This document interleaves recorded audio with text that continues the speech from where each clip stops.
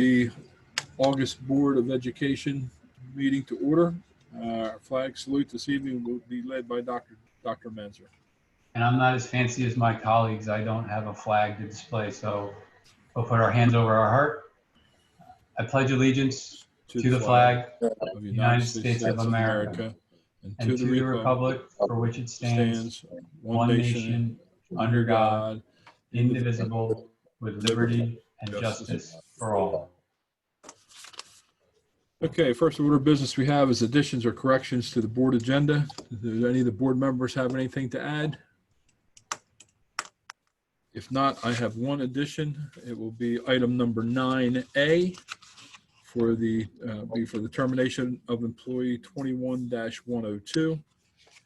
And then we will change, at that point, then we will change existing 9 public comment to number 10, adjournment to number 11. Any other additions or corrections to the board agenda? Hearing none, do I hear a motion to approve the agenda as revised? Make a motion, Mr. President. We approve the agenda as corrected. Do I hear a second? Second. Moved by Mr. McGee, seconded by Mr. Handy to approve the agenda as corrected. Any questions? Hearing none, all in favor signify by saying aye. Aye. Aye. Aye. Opposed? Motion is carried. Consent agenda. Consent agenda consists of administrative file attachments, educational items such as good cause, business office for any issues we have there, and any personnel issues for either EPER or appointments. Do I hear a motion to approve all consent agenda items as presented by the administration? So moved. Do I hear a second? Do I hear a second? Second. It's been moved by Mr. Handy, seconded by Mr. McGee to approve the consent agenda as presented. Questions? All in favor signify by saying aye. Aye. Aye. Aye. Opposed, nay. Motion is carried. Mr. Crossan, would you please take your system off of mute, please? Thank you. Next order of business we have is the policy review and approval. Dr. Menzer. As you recall, in the July meeting, I presented the policy manual for first read. This came at the request, or actually this is a kind of subsequent to a request by Mr. Laws to make sure that our policy manual is up to date with respect to issues related to equity. And then in that process of beginning that look, I realized that we just had to clean up our policy manual to make sure that accurate ones that were approved previously by the board, and that all the I's were dotted and the T's were crossed on the existing board policy manual. So what I submitted to you was a revised version, just with some wordsmithing and corrections that were done and put the appropriate dates on them over time. And so I'm asking now for the board's second approval of that as a second read. I hear a motion. Yes, Robert. Mr. Crossan. I'd like to make a motion to approve the policy manual update as presented by the administration. Do I hear a second? I second. It's been moved by Mr. Crossan, second by Mr. Handy to approve the updated policy as presented by the administration. Questions? Hearing none, as I call your name, we're going to make this a little bit easier for Miss Russell. Mr. Crossan, yay or nay? Yay. Mr. McGee? Yay. Mr. Handy? Yay. Myself, yay. The motion is carried. Next order of business we have is the superintendent's office report. It's all yours, Dr. Menzer. Thank you, Mr. Laws. And I want to give a little bit of an update of where we are, obviously, with our return to school planning efforts. But before I get to that, I did want to update the school board on our attempts to conduct the school board meeting in person. Last month we did it in person in the boardroom, and our technology was lackluster. After the board meeting, we got a little bit of feedback that many of the board members and some of the conversation was hard to be heard. Out of concern about maintaining transparency with the discussions that occurred on here or during these meetings, and we wanting the public to hear it, we started to explore different technology for a board meeting.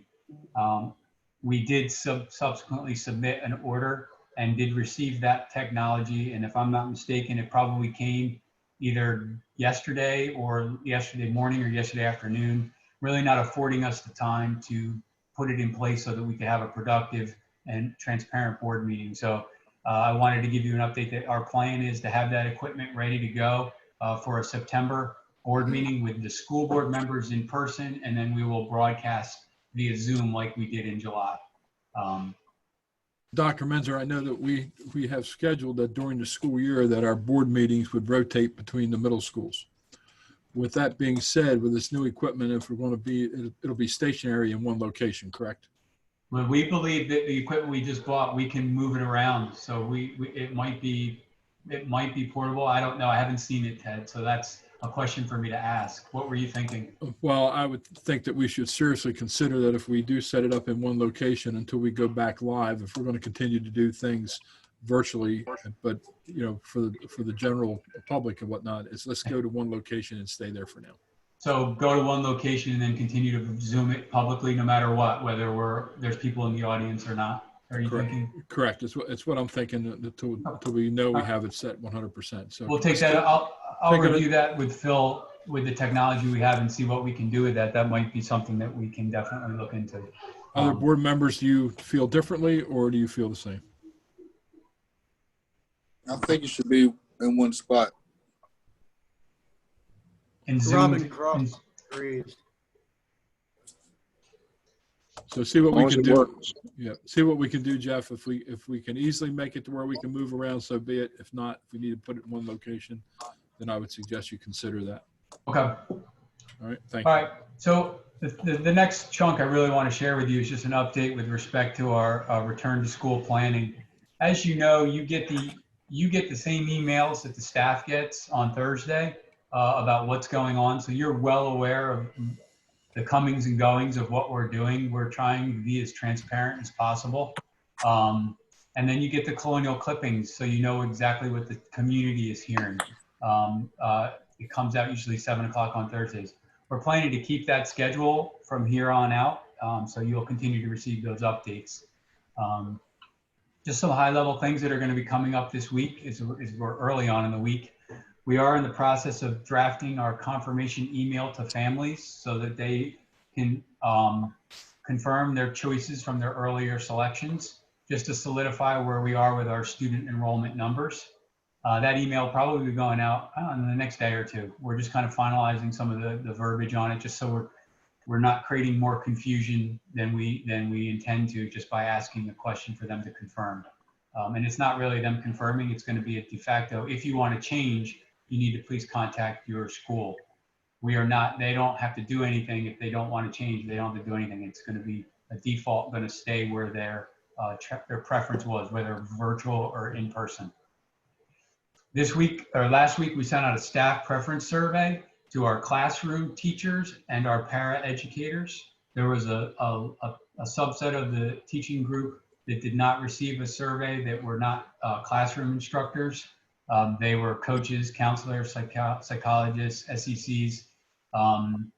They received a separate email, and we've subsequently are planning to send them a preference survey as well in the next day or two, if not tomorrow, the next day, where we're going to be seeking their preference. We really were looking at the time for pure classroom instruction numbers, because that's what's driving our ability to support students in the classroom. We had a large set of numbers of students and families that made a selection. Now we needed to know what those classrooms were going to look like and be staffed with. At this point, we have over 668 respondents to that survey. 38% of those respondents opt would prefer to teach face-to-face. 43% would prefer to teach virtual. And then 19% have said they will do either, whatever the district needs. So we're still collecting this data and kind of cleaning it up, and no decisions have been made at this point regarding teachers' schedules and whether or not we were able to meet their preference requests. We have asked our principals to begin looking at their numbers and just kind of thinking about what their needs are in their buildings. If you'd like, I can stop after each bullet point to give you a chance to ask questions, Ted, or I can kind of just run through my items and we can circle back. Your preference. I would suggest, unless a board member has a specific question, is to carry on. Okay. The next step that you're going to be hearing about is the senior administrative team is doing building walkthroughs to refine our room capacity, our student movement plans, our social distancing strategies, and many of the items that are outlined in the Delaware's DOE return to school guidance document, which we've been assessing and working on for the past several weeks. We're now getting into the buildings and seeing what it looks like and trying to get an understanding of where we are going to be with the new data that we have based on our students and our staff preferences. And we have to start planning to prepare our 12-month staff to be coming back into the building so we can start running the district and functioning as a whole. So those building walkthroughs are going to be a pivotal part of us being able to assess our readiness and refine the plans that we've been working on since really, for a while, but June 1st with the return to school planning teams. We do continue to have a weekly school-based planning team meeting every Monday. We try to do our best to be transparent with all the folks who are on those teams. Unfortunately, that is one of the challenges with this process. We are attempting to be completely transparent with staff and not create angst, but as we attempt to build this plan of providing instruction for 40% of our families and meet the preferences of our staff, both in person and face-to-face choices, we're going to continue to kind of throw ideas out and share challenges, but we will continue to have more questions than we have answers. Every time we bring up something, we have to come up with a solution for something else that creates a little bit of tension for something else. And we're not shying away from those hard conversations. We continue to collaborate with all of our employee groups around our process and our plans. We do receive their feedback and comments and concerns, and whether it's an email or from their senior leadership. And we're very appreciative of them sharing their concerns. And we recognize the stress and strain that they feel with this tug and pull of safety and well-being of themselves, their family, and their students, and their desire to make sure their students are successful and that they get a high-quality education. We're going to continue to do our best to respond to those concerns as they're shared, and we are committed to safely meeting the needs of the district. And we're not blind to the fact that there's a lot of uncertainty that we face right now. I mean, it's not lost on us. We're not charging ahead without looking at all the things in front of us. I'd like to kind of just give you a quick update of some of the things that the families are going to be receiving this week and hearing about, and the staff are going to be hearing about in their updates.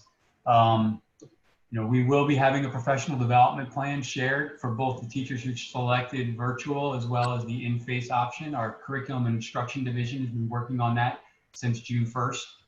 Our student services division also has been working as part of the safe return to school planning team, and their PLCs with their teachers and the related services staff are working on the schedules for those special programs.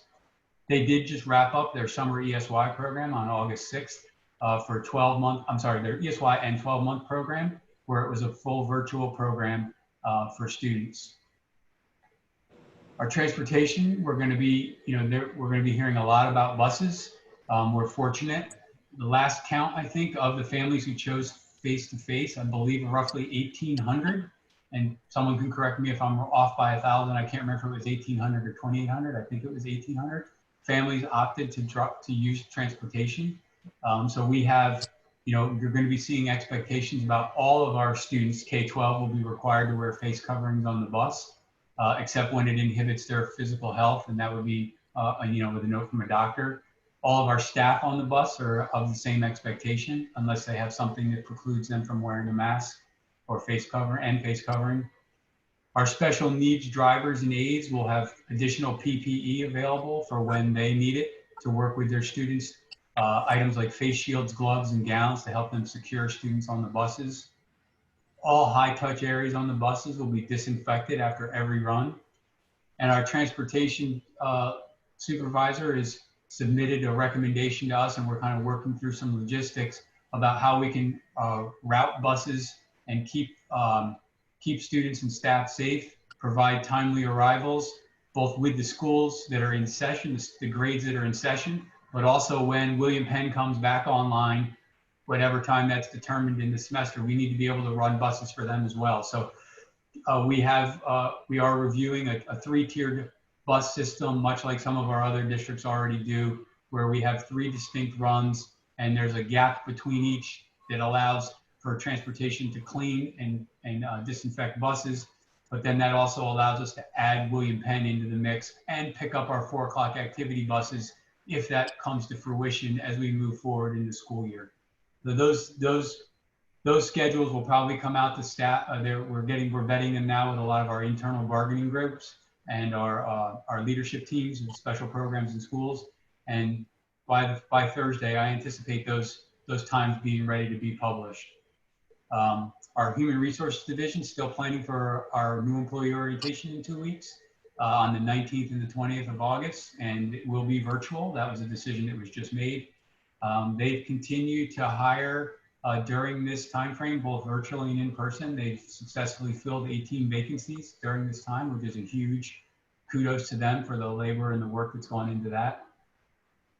Our facilities is getting a lot of attention in many of the communications we get from staff, and it's rightly so. I mean, that's, some of our buildings were built in the 1920s, and some of our buildings were just built in this era. So there's a variety of different challenges we face, but I can say that we have ensured that all of our hand sanitizers and soap dispensers are working properly with replacements on hand, as well as refill material ready to go. We have a disinfectant wand for each custodial staff member. All the outside air dampers of all the equipment are operating appropriately, which means we're able to effectively bring in outside air to ventilate classrooms. And then we also have been changing filters on a monthly basis and have a supply of filters on hand to increase filter replacement as needed. One thing that we did on the building walkthrough that I will say was when the principals were thinking about how they might use their building with 40% of their students and lesser of their staff, the one thing that we told them is they need to be thinking about what classrooms provide the greatest opportunity for ventilation with windows, et cetera. So that's going to necessitate, a lot of conversation with their school chiefs, and we've seen that already in the 2 schools we've been in, and the conversations that we've had about what the principals are thinking. I'm going to wrap up with nutrition services and the business office. Nutrition services is going to be serving breakfast and lunch via kiosk cart and classroom meal delivery system. Will be touchless. Students will be getting pre-printed barcode, printed code, disc cards, I guess. I'm lost at word what to say there because I wanted to say student ID, but I know that's a kind of a silly thing to say since you need to do school pictures to get your student ID, and who knows when that's going to happen and how that's going to occur. But DSC is in the process of working with our nutrition services department to print cards with barcodes on them for students that they only have to scan to process their lunch selections. We will be working on a peanut-free campus model. It's something that we're working through. There's a lot of logistics behind that. And with the fact that water fountains are going to be shut down, our nutrition department is also working with how we're going to be providing water for all, and they've been integral in that conversation. As you know, they have been feeding Colonial Nation since March 17th. They've done a little over 500,000 meals to the community children. 70% were meals provided to or through the transportation buses, 12 of our handicap buses were semi-retrofitted to like become food carrier machines. And our transportation department was super instrumental in making sure that happens. Kudos to all those drivers and aides who helped the nutrition department get those meals out, as well as our mechanics who kept the fleet running. We really appreciate that. And also, we have to give a little bit of a shout out to our Delaware State Police. They did donate 2 state troopers all summer long who were not our paid SROs. Their SRO contract ended when the kids left, but they donated 2 state troopers to provide extra support for our transportation buses as they drove throughout the community. And then lastly, in our business office, we're still paying the bills. We're getting things done, keeping all operations moving. They are processing paperwork. We did do over almost 1,000 refunds of parents from all spring activities. So field trips, various fees for any kind of classroom activity. That's almost 1,000 refunds, and that's pretty Herculean task considering they were doing it remotely. So we're still running the district. We do understand that we have continue to have a large challenge in front of us. We appreciate your support and your questions and comments at any time. So Ted, I'll turn it over to you and answer any questions. All right. Okay. Questions from the board. Mr. McGee, any questions? You'll have to unmute, Leo. Dr. Menzer, Yes, do sir. we have any population count of our immunodeficient teachers, students, and family members? We are working through the staff in the staff preference survey. There was a box provided for comments, and we are working through those comments and we've asked those staff members to contact their principals directly, and now they are reaching out to Debbie Ide, our lead in that area. So we are aware of what they are. We don't have a total count right now, Leo.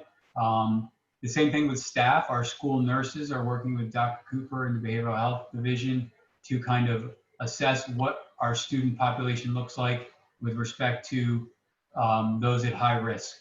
And so we're still working through those numbers. I'd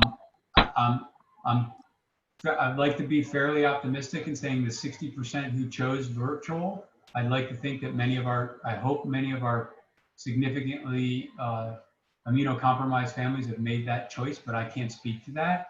But we will be looking at those that are in the 40% that opted for face-to-face. I must be honest, I'm a little concerned about our reopening, but I'll leave that up to towards the end of the month. I might contact Ted to schedule a special meeting. That's Leo. I think that I can tell you right now, we're holding ourselves to the bar that the state has put in front of us, and it's the DOE guidance document, which I gladly share with you actually, and I encourage you to look at. If at any point we can't tick yes on one of those boxes, the state has made it clear that we need to go remote. We are just continuing to methodically move through the process of trying to return to face-to-face instruction for the 40% of the families who opted, and put together a really dynamic remote learning program for the 60% who didn't. So we continue to have those same fears, Leo, but we are trying to keep those fears in check from trying to get in the way of some of the data that we have with respect to what we're able to do and what we're not able to do. The fear is very real though. I mean, it's felt by myself, the leadership team, the principals, the teachers, and even some of the parents. I got my first email from a parent this week that basically said, I chose face-to-face for my child because I believe that that's the best way for them to learn and it's important, but I'm trusting you with my child's life. That's a pretty weighty, heavy email that we don't take that lightly. So I'm going to just concur with you, and I hope that you don't need to convene a special board meeting, because whatever decision we made is the right decision for everyone, and it's the safe decision for everyone. Two last questions. Are we doing any temperature taking at the doors? No, at this point, that is not part of our protocol. Okay, and have we had any COVID positive teachers or students yet that we know of? we would only know that from self-report from the students. We do not get an update from the DPH around testing. I can speak of off the top of my head, I only know of, I want to say 3 staff members over summer who may have tested positive, but I can't, we do not get information like that unless we ask or unless they offer it. And we've been told that asking is potentially, there's some HIPAA violations in there that we don't want to get in too deep in. We are going to be asking for self-report. I do know that we're going to be testing. It's going to be optional for staff. The state is putting forth a testing plan that once they get their vendor aligned, we're going to be, every staff member from bus driver to me, to everywhere is going to get a URL and they're going to log in and do an at-home test. And we're going to know that information is going to be, again, we won't know the answer to that unless the staff member tells us. And then likewise, we're going to be having testing sites throughout the district for students in the 2 weeks prior to returning to school. So there is going to be an attempt by the state to provide testing for all, and it is not mandatory. It will be strongly encouraged. Anything else, Leo? No, that's pretty much it. I'm going to keep my option open. Okay. Totally respect that, Leo. All right, Mr. Handy, Thank you. any questions, Ron? Yes. One is, I know you're going to say you have testing, but how often? Because somebody can test negative and then contract without knowing, and then Yeah. a month later now Yeah. they're I mean, in the schools. there is an expectation that there will be ongoing testing in the schools. What that model actually looks like right now, I can't speak to that other than that it is a part of the protocol and the plan. It's probably going to be, from my understanding, really driven by the community spread, the rate of spread in the community. So if we have a school that's in an area of high rate, there might be a greater percentage of our staff and students that they're going to seek to test. It's really something that's being worked out with DPH and the testing vendor for those protocols. And Dr. Cooper and our lead nurse, Heidi Hildick, are a part of those conversations. So as we get updates, I'll make sure that they will be part of our communications to the community. Okay, and my second one is, what plans do you have in case a student or staff member tests positive? So last week, we shared with our principals and supervisors a protocol for staff for testing positive for COVID, as well as demonstrating symptoms. And we're kind of working through the steps of that. Again, there is no guidance from DPH around this. They do not have the expectation that there will be contact tracing in the schools. We are not accepting that. We are doing our own contact tracing using our own staff and administration to HIPAA compliant and FERPA compliant, notify folks when there's been a positive case and they have been either exposed to that person or not. So we do have our own internal protocol that we've worked through with and talked to our principals about and shared with them, and we'll be moving forward with that after we continue to get guidance from DPH and the feedback from the various folks who are going to be responsible for that contact tracing, because it is going to be a pretty daunting challenge, but we do believe that that's an important piece of a safe return to school. Anything else, Ron? No, that's it. Mr. Crossan? Yes, I have 2 questions. If a student or staff member says they can't wear a mask for health reasons, you said, I think, that you require a doctor's note? That's correct. I believe there needs to be a medical note of necessity for that. Is there a possibility that might run afoul of the HIPAA laws? You know, I'm not sure. That's a good question for our legal counsel. It seems to be the standard statement on every document coming from the federal government through the CDC as well as the state. So like you're almost like they're self-identifying that they have a condition, Robin. Is that what you're implying? And it's just that when the governor first came out with his rules, he said that people with medical conditions don't have to wear a mask and that, say, a grocery store or something wasn't allowed to ask them what that medical condition was because it violates HIPAA laws. Yeah, It was in the governor's order. we wouldn't be allowed to ask that, I believe, as well. We would have to accept whatever doctor's note we received. So I would think we would follow the same guidance there. And that's something that our HR department is working on closely with other HR directors across the state around some of these medically related questions. It's a territory that's, I gotta say, not relatively new. It is new to us, this concept of masks and some of the other things that are gonna come up with respect to medical conditions. All right, the next question has to do with testing. You said you're not doing testing. No, we're not mandating. Testing will not be mandatory for staff and students. It'll be highly recommended, strongly encouraged. Whatever words you want to use to put it like right under mandatory, like that we really need people to get tested in order to get us an understanding of this community spread, as that helps us, it helps everybody, helps the state, and it helps us maintain the safety and well-being of all students and staff. Yeah. The other question has to do with staffing. You said about 60% of parents chose remote, something like that. That's correct. What is the role of paraprofessionals with remote learning? So the paras definitely are supportive in that classroom. They're an extra set of eyes and hands. They also can provide some support when they do breakout groups to work with students in that classroom.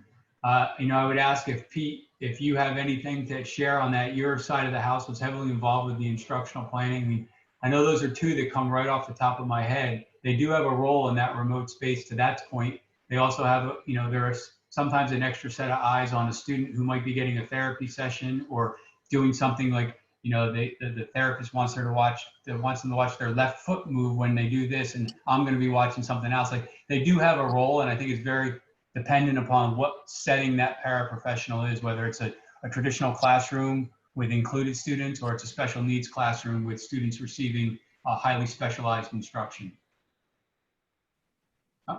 How about that? Got it. Well done, Jeff. The other question was the paras being remote. If you end up closing and everything's remote, does that mean that that all the paras would be doing the same remote learning then, along with their teacher? No, that's one of those. If I answer that question and there's paras on here right now, it's like I'm gonna light a bomb. We would have to take that as first of all, Tamika Mays, the para educator, the union president, has been involved in many of our conversations, as has our union president for the CEA, as well as our bargaining groups for our transportation and nutrition workers, bus drivers, custodians. And we would need to come to a table and talk about roles and responsibilities that are in the bargained agreement, and what we might be asking them to do might not exactly match maybe what they have signed on to do, or we're going to be putting them to work in different classrooms. So they're going to continue to need to be in this classrooms and in the schools, but remotely it will require a deeper look at how they're utilized. Pete, did I hit that one, or are you gonna? Well, I would just say that Tamika has been a part of the virtual academy planning and building in the perspective from the para-educators. And just like in a regular classroom, the para-educator job is an important job that varies depending upon the setting. Yeah. Very good. All right, anything else, Robin? No, that's it. Okay. Lucy wasn't able to join us, but Jeff, I'll have a couple questions. Mr. Lowe's, she is on the phone. She's on my phone line. Oh, is she? Yes, Okay. she is. Lucy, do you have any questions? Yeah, just two.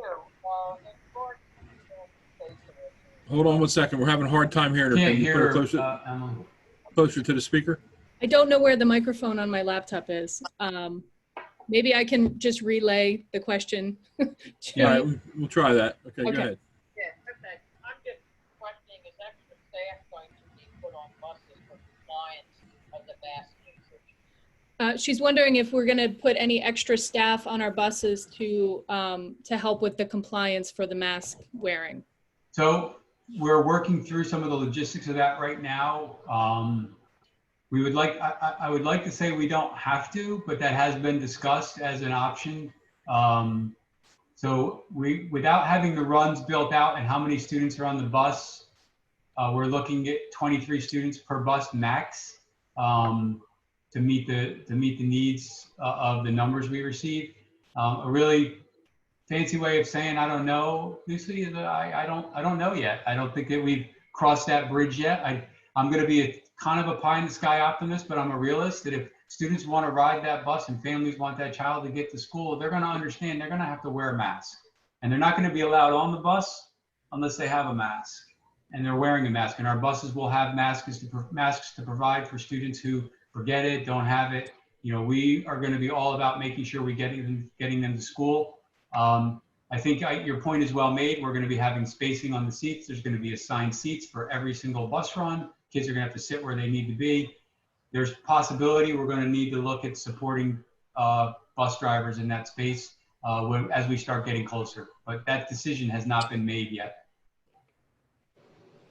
And the second question is, She's got one more question. yeah, the in between runs, the buses will be cleaned. Are they going to be done by the drivers alongside the road, or in the parking lot of one of the schools, or are they going to? So Lucy is wondering about the logistics of how the buses are going to be cleaned between runs, if that's going to be done back at the yard or The drivers are going to have the equipment they need to clean the high touch surfaces and the seat backs on the buses. Right now, there's enough stagger between the runs that they have plenty of time to conduct. The driver has plenty of time to do that themselves. And there will be periodic deep cleanings either between runs during the middle of the day, as well as in the evening after the runs are done, or in the afternoon after the runs are done. Because right now, we don't anticipate running any after school activity buses at this time. Okay, thank you. That's all. that's all her questions. Thank you, Lucy. And I was heading a little bit toward the transportation issues too, but I think Lucy got a number of those questions answered. Just as a reminder to the other board members, and I know Dr. Menzer and his staff is aware of this, all fall sports for the middle schools and the high schools, as recent as last Thursday, the decision was made that all those sports will be delayed. There will not be any fall sports until a time period right now between the winter sports and the spring sports. And part of that reason was done out of concern for the virus as well, but also too, part of that was done to allow the various high schools and all public and private and whatnot to have that first 6 to 8 weeks of the school year to adjust as we need be to handle transportation issues as well as protection and those type of things. So with that, I just wanted to make sure everyone was aware of that. So, okay. If there's no other questions for Dr. Menzer on this, I know he's looking to get back to us latter part of this week with a communication as to where they're at. And to Leo's point that we'll be monitoring it, that if we need to get together by the middle to the end of next week, at that point in time, if we need to call a special board meeting prior to the start of school, we have to post that, of course, as a public meeting, but we'll deal with that as we go forward. So we'll leave that to Dr. Menzer to get back in touch with us, and then we'll go from there. Okay. All right. Okay, Dr. Menzer, move on to your dates for school. So as you approved last month at the board meeting, you gave me granted me the authority to modify the start date for school based on the COVID situation. And part of that commitment was that I would come back to you with a calendar to ratify. And you saw in the packet that you received that we did announce that students will now come back after Labor Day. So this is kind of old news, really. Like, we made this announcement a while ago, but students will come back the Tuesday after Labor Day, September 8th. Staff will start on August 24th. And in essence, I believe we added 2 days to the end of the school year for each. And we still have some days in the schedule to help us for snow days or weather contingency days. we still meet all the hours for compliance for DOE for students and as well as the number of days for teachers.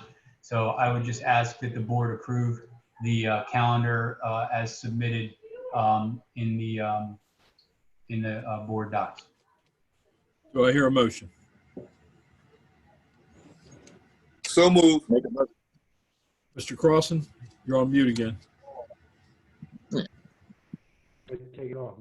There you go. Make a motion to approve the 2020-21 calendar changes as presented. Do I hear a second? Second. Second.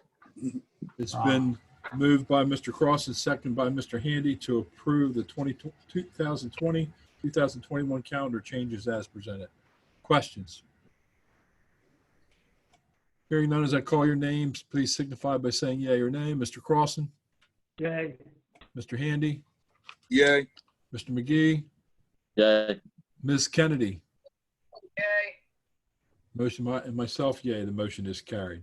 If we could step back for a minute to the previous portion of Dr. Menger's report. Within the last day or so, there's been some studies released that the kerchief or the gator type mask, I guess for lack of better words, is under study and really not sure whether or not they are as good as a mask themselves. I assume that you are following up on those studies as well and will make your decision and your protocol accordingly, correct? That's correct. I saw that study. It came out of Johns Hopkins, I believe, and they Yes. studied about 24 masks and they rated them, and it came back that the traditional bandana, gator, and any of the fleece type face masks actually don't, they take the larger respiratory droplets, make them smaller. They don't actually prevent them from traveling through. So that's something that was a study by Johns Hopkins on a small number. We're kind of watching and waiting to see where the guidance comes from the CDC with respect to face coverings and masks, and if anything actually comes from the state. Right now we are following whatever guidelines the state puts forth on the mask, but I am aware of that study that you're talking about. And there are also face shields versus masks that are acceptable as well, correct? Face shields, but you still are expected to wear a mask, I believe, for those. That's not one, you can't replace a mask with a face shield. My understanding is that you must wear a mask as well as a face shield. But Okay. there are there will be employees with face shields and masks and gloves and gowns. Okay. All right. Okay. Thank you. Yeah. Okay. Next order of business we have is business. Ms. Falcon, you're up. Great. Thank you, Colonial board members and Colonial community. Jeff, or whoever the host is, can you give me sharing abilities? I think that's Phil or Pete. You should have it, Emily. Now I do, thank you. Okay.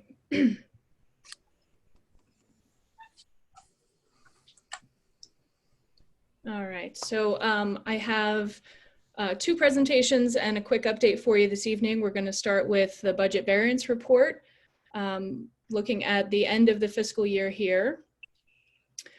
We did review this with our Citizen Finance Oversight Committee on August 4th. Again, it's the end of the year report, so the 100% of the year has gone by. We actually went over our revenue estimate by almost 2%, and we came in under budget at just under 95% spent and 97% encumbered. You know, these two discrepancies allowed us to basically pocket almost $2 million above the projected amount for our cash reserve. Now this is obviously one-time money that we're, you know, carrying into this fiscal year, but given the fact that we are, you know, we continue to expect that the next year's state budget forecast is still dire as far as I know, this will help us weather that, weather whatever is coming next down from the state for FY22.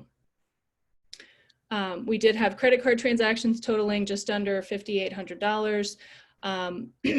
And, oh, I'm sorry, that last bullet point is left over from last month's slide because we already it was not on the 21st, it was on August 4th. So, but they did recommend approval of the budget variance report at their meeting.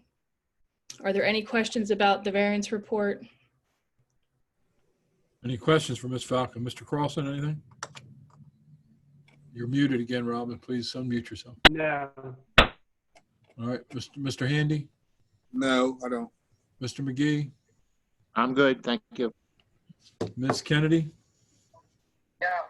No? Okay, and I have no questions now, so, Okay. all right. Do I hear a motion to approve the Variance budget report as presented? Make a motion to approve the variance budget report as presented.